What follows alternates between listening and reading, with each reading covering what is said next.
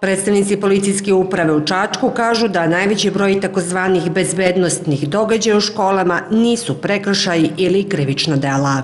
Više su to neke međusobne svađe, da li je to verbalno, da li je to neko vršnjačko nasilje, s obzirom da se radilo o deci koji nisu krivično i prekršajno odgovorni, sve se to završavalo sa reagovanjem škole, stručnih službi i tako dalje. I najveći broj je takvih događaja, a na sreću najmanji broj je onih najtežih bezbednosnih događaja.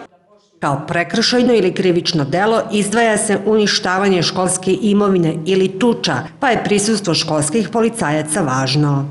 Najveći broj krivičnih dela su upravo na štetu školske imovine. To su krivična dela iz člana 212, znači uništenje i oštećenje tuđih stvari, i tu je najveći broj tih krivičnih dela. Bilo je jedno krivično delo teške telesne povrede, to je jedno najteže krivično delo, na području opštine Ivanjice, znači nije grada Čačka, gde su deca u tuči međusobno i povredili, radi se o prelomu nosa. Jedini način da se to predupredi, mislim da su češće posete patrola policije na školskim objektima, gde bi oni, s obzirom da su maloletna lica, nemaju nekih mnogo ovlašćenja, ali mogu da ih legitimišu, da ih upozore i onda češćim dolascima mislim da bi oni imali nekog uticaja da se obezbedi ta školska imovina. U gradu Čačku 4 školska policajca brinu o bezbednosti u 5 škola, osnovnoj školi Vuk Karadžić, tehničkoj, osnovnim školama Ratko Mitrović i Sveti Sava i mašinskoj saobraćajnoj školi. Novinarima je rečeno i da je stanje bezbednosti u saobraćaju u zonama škola dobro.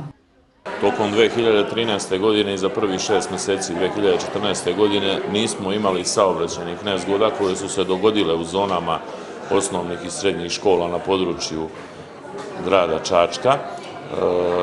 Nije bilo znači ni povređene dece, niti je bilo dece koje su nastradale u saobraćaju u tim saobraćajnim nezgodama. Posebnu pažnju treba posvetiti autobuskim stajalištima koja nisu dovoljno obezbeđena iz razloga što su u nivou kolovoza nisu napravljena proširenja sa strane gde bi autobus stao i mislim da je potrebno izraditi ograde koje bi obezbedile da učenici ne mogu direktno ispred, odnosno iza autobusa da pretrčavaju ulice.